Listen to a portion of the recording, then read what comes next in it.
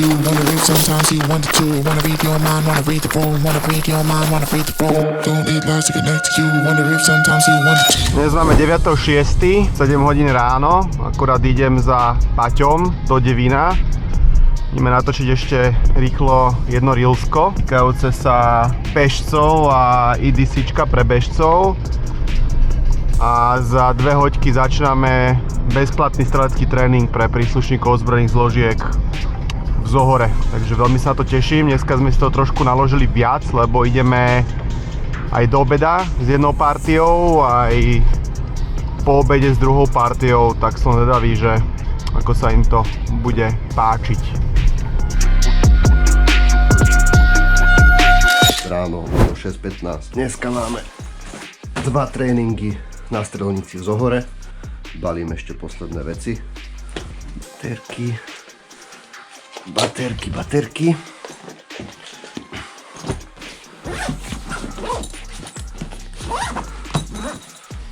A môžeme ísť na to.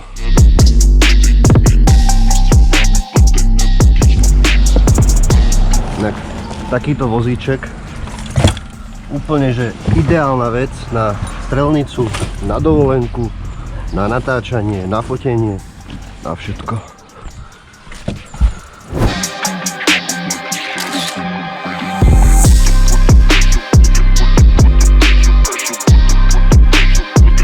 Obliekol, one? Do zimy, čau. Žena mi včera hovorila, že dneska bude zima a bude pršať. Čož, dneska je 30 stupňov. Zajtra má byť zimka. No dobre, asi nedať boty. Môžeme zbuchnúť rýchlo jedno reelsko a môžeme letieť na strelnicu.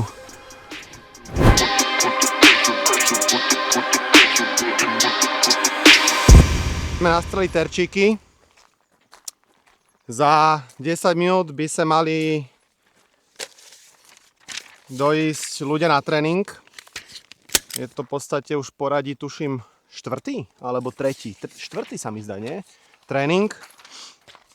Plánujeme v tom aj pokračovať, aby tí, ktorí chcú, mali podmienky sa zlepšovať bez toho, aby si za to museli platiť. A samozrejme, aby som nezabudol spomenúť, tak tieto bezplatné tréningy sú aj vďaka strelnici Zohor, ktorá nám umožňuje tu trénovať.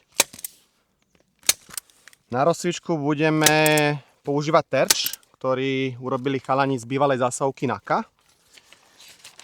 Je to taký naozaj že multifunkčný rozcvičkový terč, kde si viete prejsť aj mierenku, či už obojručnú, jednoručnú, prenosy.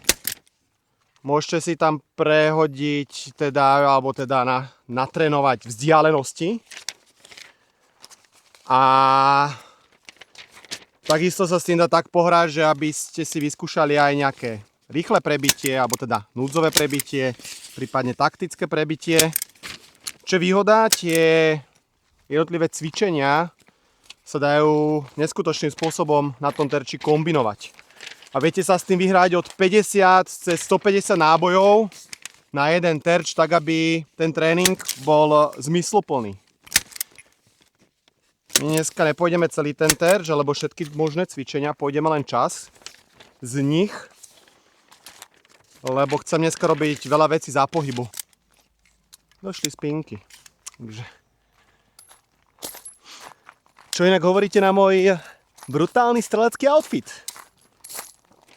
Pohybovať sa nebudem určite v tejto luxusnej obuvi, lebo za mňa to, jak som oblečený, to moc na strelnicu nepatrí, pokiaľ sa bavíme o tom, že ideme strieľať. Takže poďme sa prezliecť. A dám si nejakú pevnejšiu obuv a hlavne dlhé gace, lebo už teraz mám šutre ešte aj v slipoch. Už je to lepšie, ne?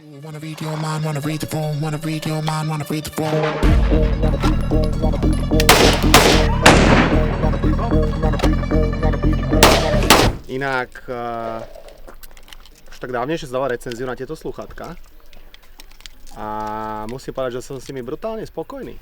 A nielen ja, ale aj veľa ľudí, ktorí si ich začali kupovať z ozbrojených zložiek. Dobre sedia, fakt dobrý zvuk, cez ne počujem a dobre tlmia. úplne mekulinké, ako keby som v perinke ležal. Aj na prilbu ich používam, a dobre testia na tej prilbe. A ideme ich teraz trošku po rozcvičke rozbehať, alebo teda rozpohybovať, aby som bol presný. A trošku ideme pracovať vo dvojiciach. Takže budete zadýchaní a ideme teda všetko robiť už také trošku zadýchaní, aby som vyhodil z toho komfortu.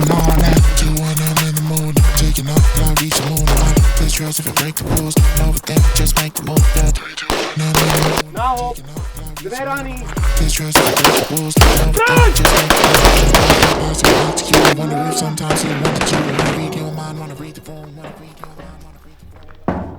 Budeš si ešte dlho vyfarbovať?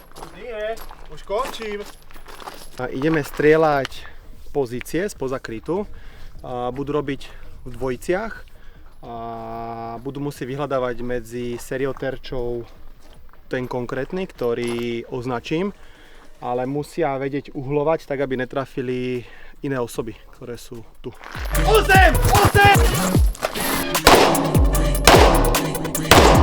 Ja ako zistiť, že si policajt bez toho, aby si povedal, že si policajt?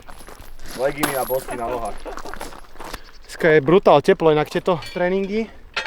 Ideme z extrému do extrému, buď premokneme úplne na nitku a zmrzneme, alebo totálne nás peče.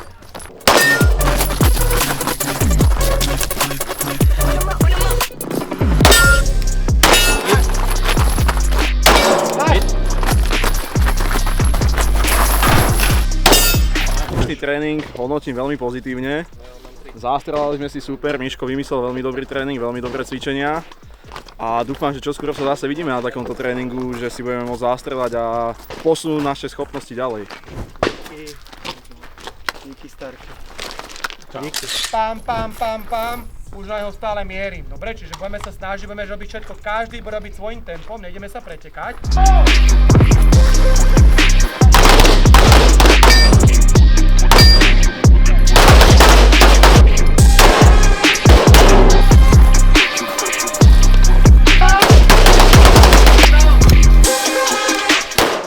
Strávili sme spolu 2 hodiny 40 minút.